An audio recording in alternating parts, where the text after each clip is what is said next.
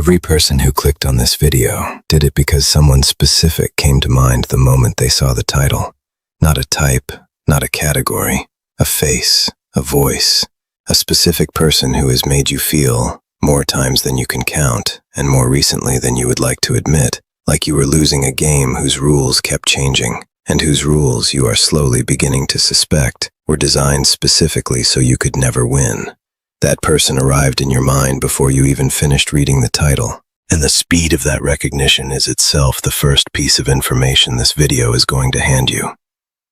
Because when your nervous system has already identified a threat before your conscious mind is caught up, it means you have been living close to this dynamic long enough that something in you knows exactly what it is, even if the rest of you has been busy making excuses, extending patience, and trying to be fair to someone who has never once extended you the same. What gets covered here is not what most videos about narcissism covers. Most of it is built around recognition and validation, helping you see that what happened to you was real, that you are not crazy, that the confusion you feel is a predictable response to a specific kind of person. That is valuable, but it stops too soon, because knowing you are dealing with a narcissist does not tell you what to do about it. It does not tell you how they actually think, what they are genuinely terrified of underneath all that performance, where their architecture has real cracks in it, or how to use what you now know to protect yourself and, when the situation calls for it, to make them completely ineffective. That is what this video is actually about. Not surviving a narcissist, outthinking one, using the very thing they are most proud of, their ego, as the mechanism of their own undoing. This knowledge was never in any self-help book written for mass comfort. It was not in the therapy office, which is designed to help you heal rather than to help you strategize. It lives in the intersection of clinical psychology, historical power analysis, and the kind of hard-won understanding that only comes from studying how the most effective people in history handled exactly this kind of opponent. And in the next stretch of this video, you are going to get all of it. Not a watered-down version. The actual architecture of the narcissistic mind and the exact moves that turn that architecture against itself. Before we go any further, if something in those first few minutes already landed as true, if you felt that specific recognition of, yes, this is exactly the situation I'm in, then do something for yourself right now. Hit the like button, subscribe to this channel, and turn on the notification bell. This is not a generic ask. What gets built here? The kind of content that actually gives you something real to work with, that treats you like an adult who can handle the full picture, takes real investment. And it keeps coming only when the people who find it valuable make sure it reaches the people who need it. So like it, share it, subscribe, and while you're here, drop a comment right now and tell me where in the world you're watching from. Your city, your country, whatever time it is where you're sitting with this. There's something that happens when you see hundreds of people from London and Toronto and Sydney and New York all in the same comment section, all processing the same situation from different sides of the world. It reminds you that the person you are dealing with is not a unique monster you somehow uniquely attracted. This pattern is everywhere, and so is the way through it. You are not alone in this room. Now let us get into what you actually came here for. Before you can use a narcissist's ego against them, you have to understand something that most people get slightly wrong about what a narcissist actually is. The popular picture, the loud, self-aggrandizing, obviously arrogant person who never stops talking about themselves, is real, but it is only the surface. The deeper truth, the one that explains why dealing with a narcissist is so consistently disorienting, is that narcissism is not really about confidence at all. It is about survival. It is about a person who, somewhere in their development, built an entire identity structure on top of a core they cannot afford to look at. Because what is down there, underneath all the performance and the grandiosity and the need for constant admiration, is a sense of self so fragile and so threatened that even small challenges to it feel, to them, like genuine existential danger. Robert Greene, who spent years studying power and human behavior across centuries of history, observed that the most dangerous opponents are never the ones who are strongest. They are the ones who are most afraid. Because fear, when it is deep enough and unacknowledged enough, produces a kind of desperate, relentless aggression that has no natural off switch. The narcissist is not trying to dominate you because they are powerful. They are trying to dominate you because on some level they cannot function unless the environment around them continuously confirms a story about themselves that they cannot confirm from the inside. That story, that they are exceptional, superior, beyond ordinary criticism, deserving of special treatment, is not a belief they hold lightly. It is the structural load-bearing wall of their entire psychology. Remove it, challenge it, or simply fail to enthusiastically support it, and what you get is not a person who shrugs and moves on. What you get is a predator whose territory has been threatened. And understanding that distinction between genuine confidence, which has no need to defend itself, and the brittle, ferocious performance of confidence that the narcissist deploys, is the beginning of everything. Think about every time this specific person responded to a mild, reasonable, non-aggressive statement from you as though it were an attack. A simple disagreement met with disproportionate fury. A moment of your own success that should have had nothing to do with them and somehow became about them anyway. A boundary you tried to place that was received not as a boundary, but as a declaration of war. Those responses confused you at the time, possibly for a long time.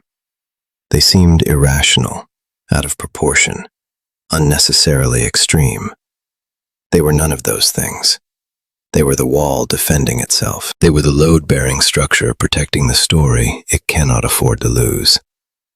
Once you see that, once the apparent irrationality of their reactions becomes readable as the entirely predictable behavior of someone protecting a fragile core, the confusion clears.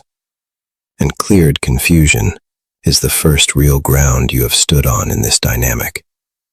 It is hard ground. It holds weight. Build on it. Think about every interaction you have had with this person where something went wrong, where they erupted, withdrew, punished, or turned something you said into evidence of your own inadequacy. Were those moments random, or were they, almost without exception, moments where something in the interaction, a mild disagreement, a moment of your own success that was not about them, a boundary you quietly tried to hold, a question that implied they might not be right about something, briefly punctured the story? Run those memories again through this lens.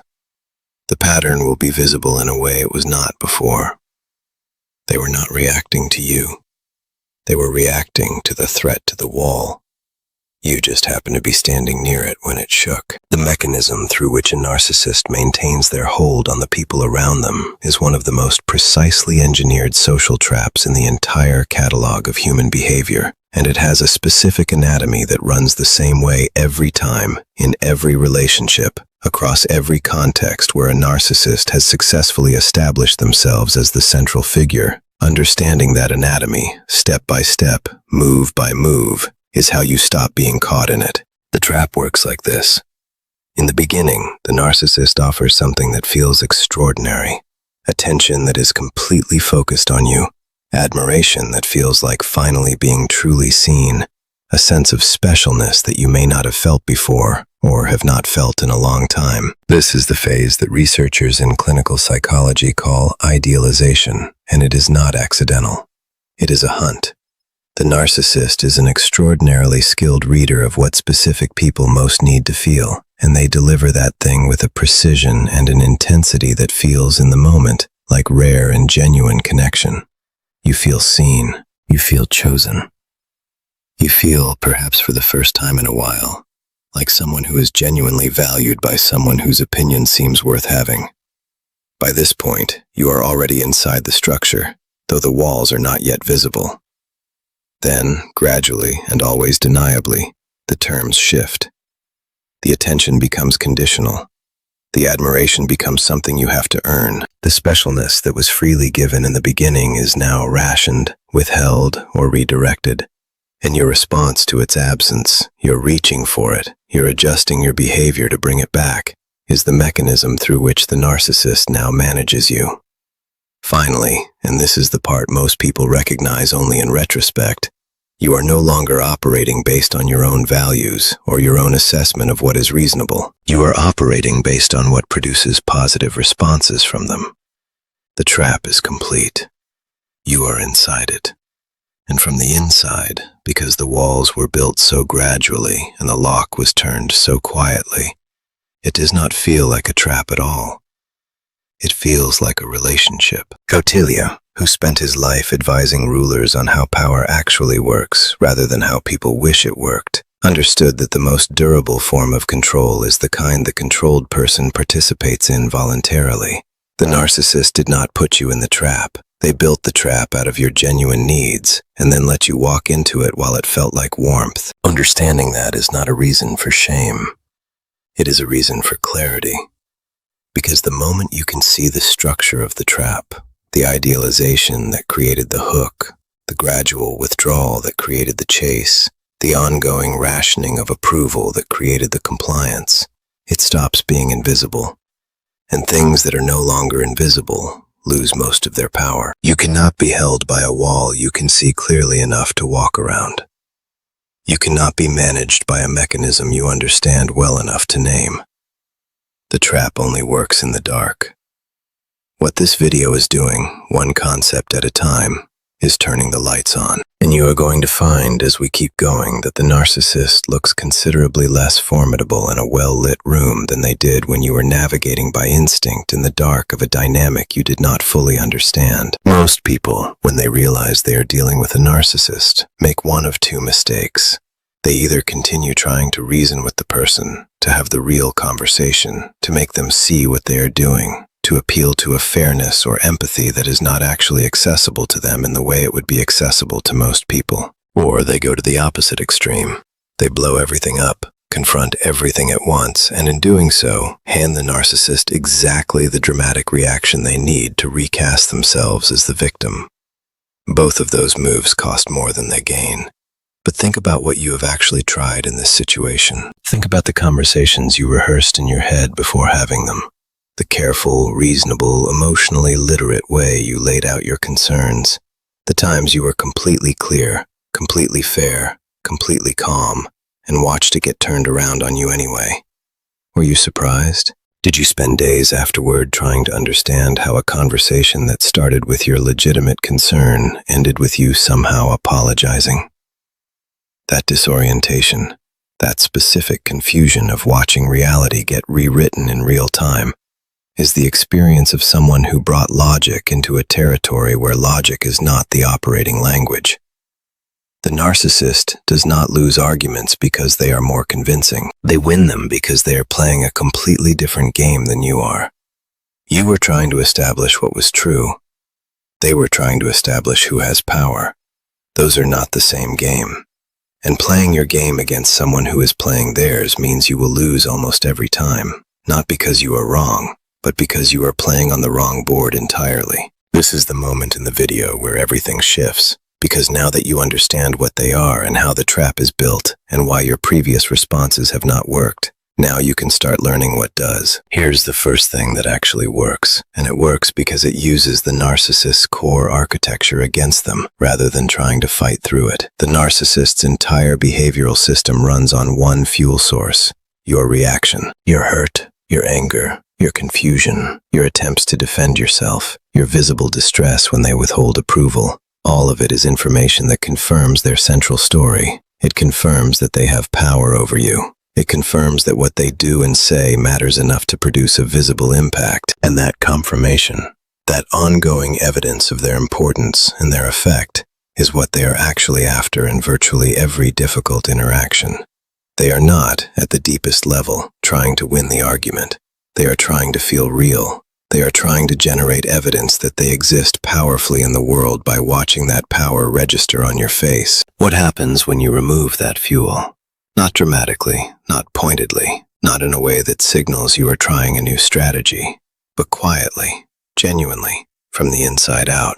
When you stop performing the distress, when the bait lands and nothing visible happens, when the provocation produces not the expected flinch, but a calm, measured, entirely unbothered response that gives them nothing to work with.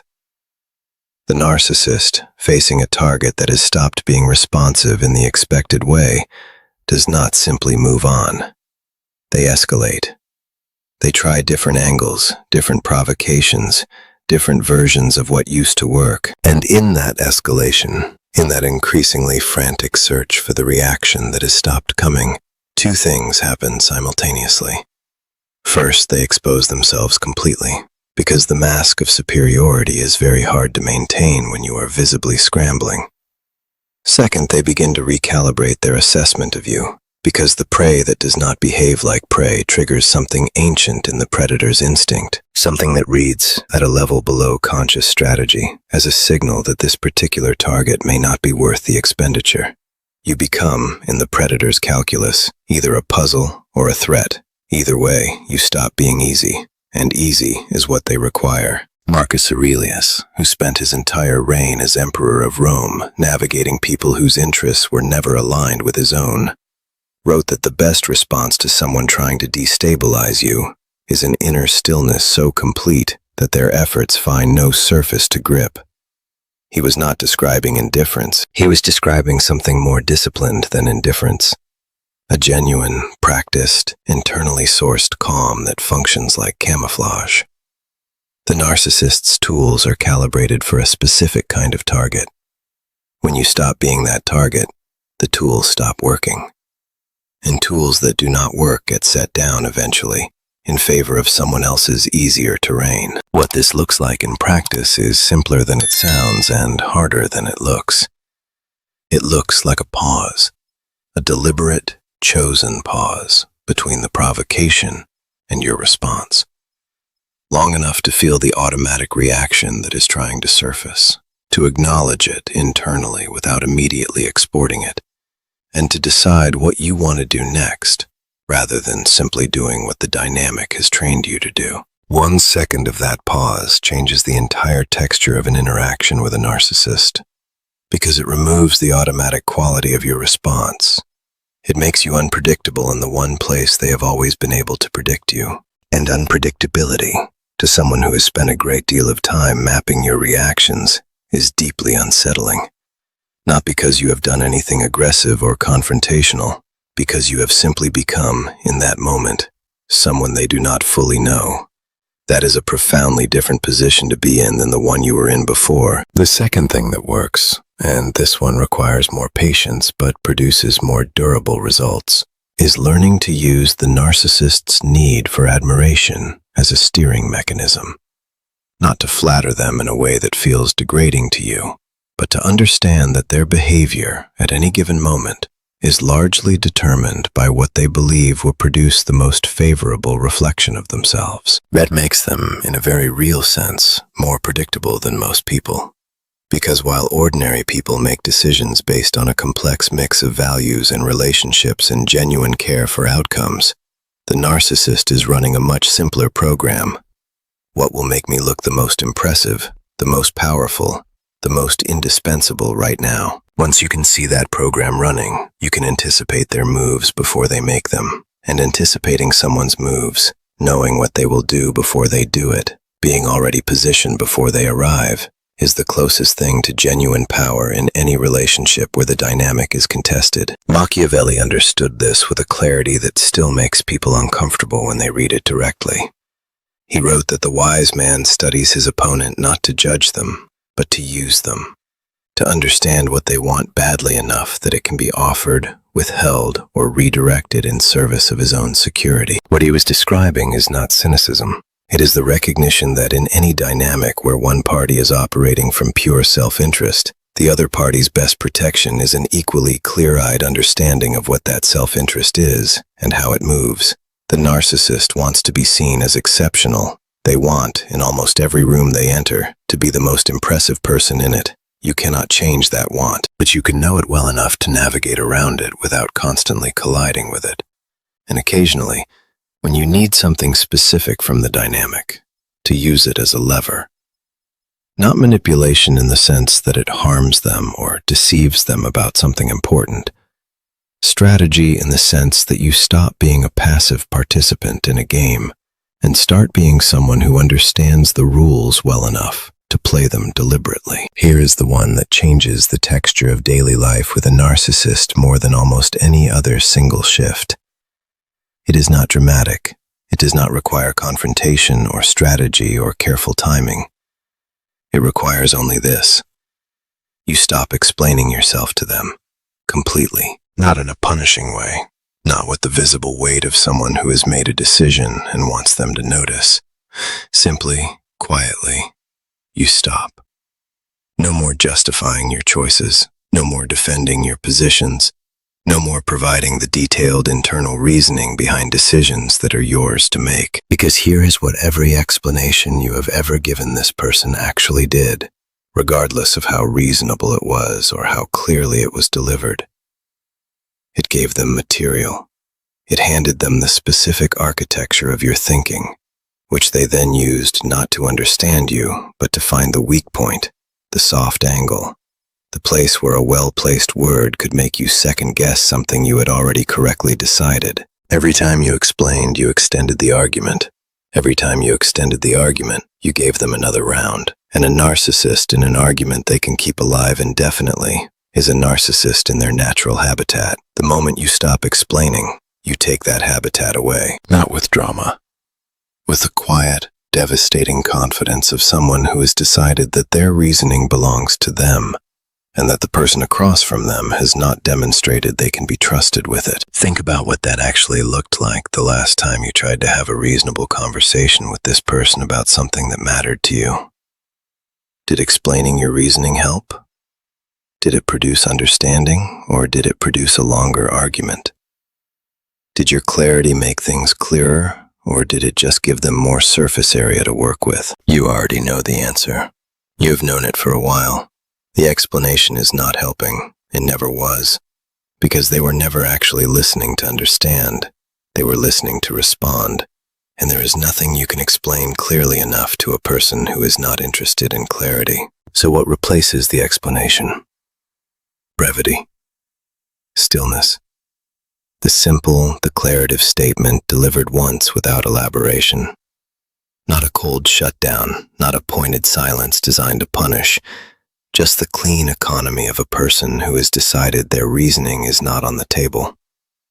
You say what you need to say, at the level of detail the situation requires, and then you stop. You do not add the qualifier that softens it. You do not include the reassurance that makes it easier for them to receive. You do not answer the follow-up question that is designed not to seek information, but to open the door to another round. You say the thing, and you let it stand. It will feel uncomfortable at first, especially if you have been trained for years by this dynamic to believe that insufficient explanation is a form of unkindness.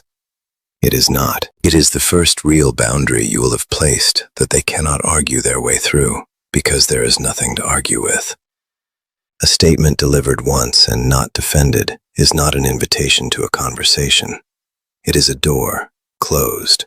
And closed doors are something the narcissist, for all their skill at social manipulation, genuinely does not know what to do with. They need the gap.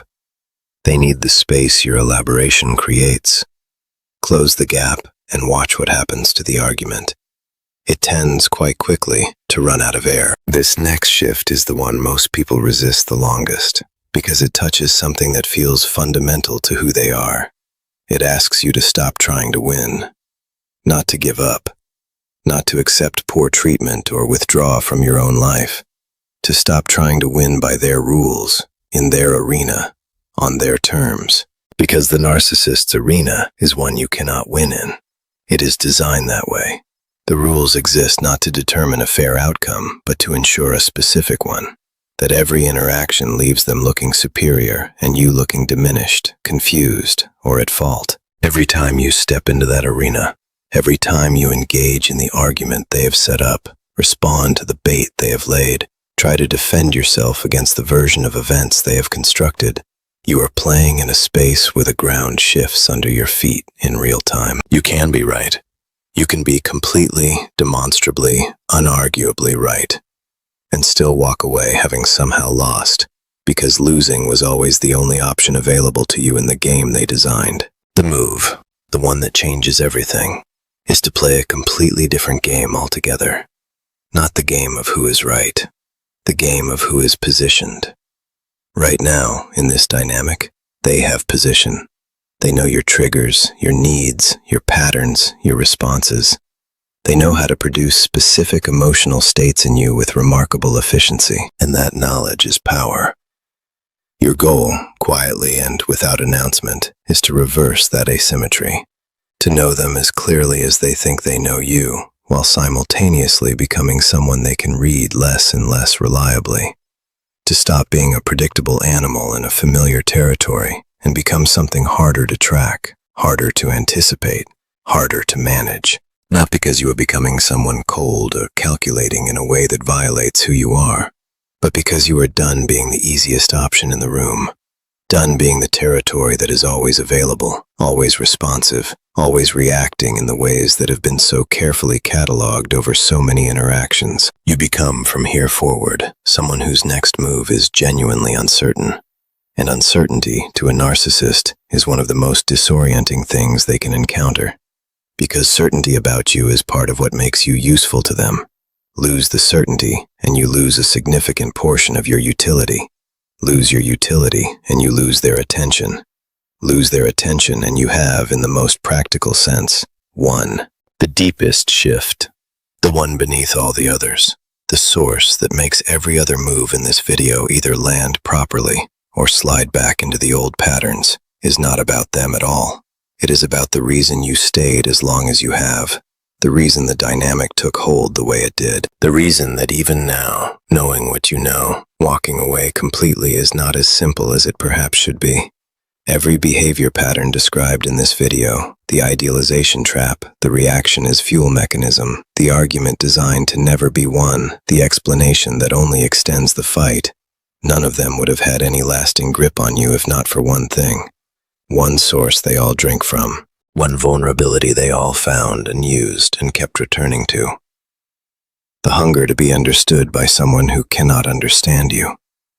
The hope, the persistent, resilient, quietly devastating hope that if you just explain it clearly enough, or hold on long enough, or find the right moment, or be patient enough, or try hard enough, the person in front of you will finally see you, finally treat you the way you deserve to be treated, finally become the person you saw glimpses of in the beginning, in the idealization phase, when they were showing you the version of themselves designed to make you stay. That hope is not a weakness.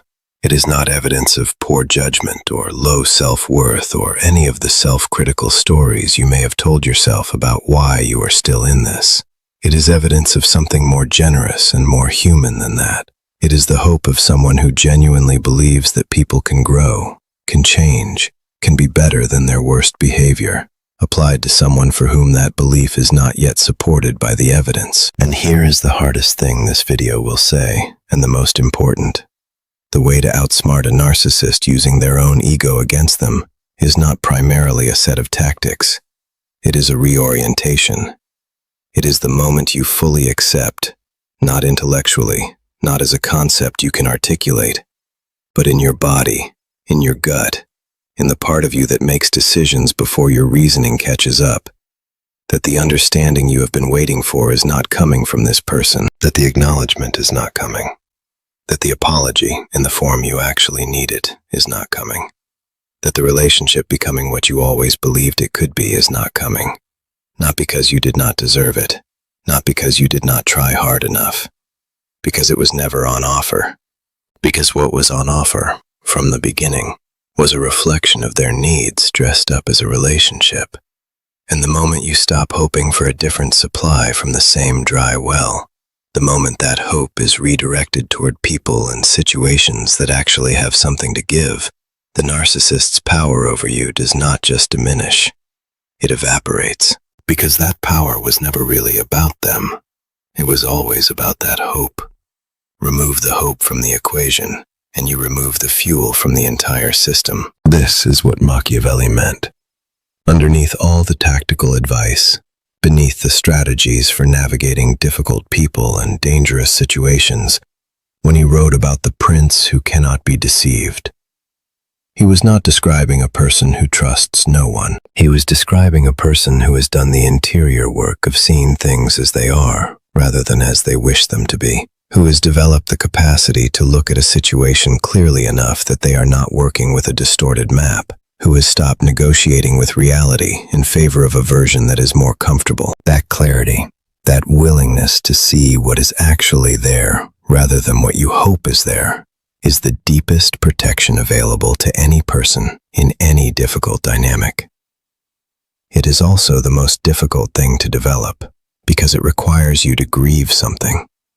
The version of this person you believed in, the relationship you thought you were building, the understanding you were sure if you just tried hard enough, you were going to reach. Grieving those things is real work.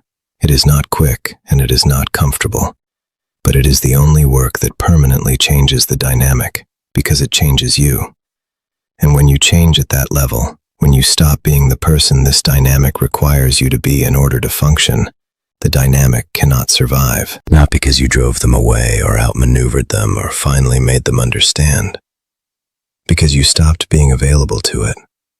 You stepped out of the territory it needed to live in. And that is the only kind of winning that actually lasts. Here is your challenge, not for next week, right now, today, with the specific person who came to mind at the beginning of this video. Look at your situation through the lens of everything just covered and answer these questions honestly, not to anyone else, just to yourself. Where in your dynamic with this person are you still explaining yourself, still justifying, still providing reasoning to someone who is using your clarity against you rather than receiving it? Identify the last time you did this. Sit with what it cost, not just the emotional cost of the conversation itself, but the longer cost of what that conversation confirmed to them about how far they can push and still get a response from you. Where are you still trying to win in their arena? Still engaging with the argument on the terms they set? Still trying to establish what is true with someone who is not interested in truth as a destination? What would it look like to simply decline the arena? Not with a speech, not with an explanation of why you are declining, just by not showing up to it. What would change in your week if that particular arena had one fewer participant? Where is the reaction still being handed over freely? The visible hurt, the visible frustration, the flinch that tells them they have found something that reaches you. Which specific thing do they say or do that most reliably produces the response they are looking for? And what would it take not to stop feeling it, but to stop making it visible? Where is the hope still operating? The quiet, persistent belief that this time, this conversation, this approach, this version of your patience will finally produce the understanding you are looking for. Be honest about where that hope lives and what it costs you each time it is disappointed. And ask yourself, honestly, how many times the same hope has to be disappointed before the disappointment becomes information rather than a setback? Who in your life, by contrast, does give you the understanding this person cannot? Who sees you accurately and treats you accordingly and does not require constant management of their ego as the price of their presence? Look at that contrast directly. Do not look away from it, because the contrast is the compass. It points toward where your energy belongs. And finally, what would your behavior look like this week in the specific interactions you know are coming if you were genuinely operating as someone who has decided they are done being useful to this dynamic? Not in anger, not in performance. In the quiet, settled, unshakable decision of someone who has finally seen the pattern clearly enough to stop participating in it. Drop your phrase in the comments if this landed somewhere real for you. 3 words. I see the pattern. Because seeing it, really seeing it, not just knowing it intellectually but feeling it shift into focus, is where everything changes. The pattern cannot survive your full attention. It never could. It only survived because it kept you looking somewhere else. Don't stop here. The next video builds directly on what you now know, and without it, this one is only half the picture.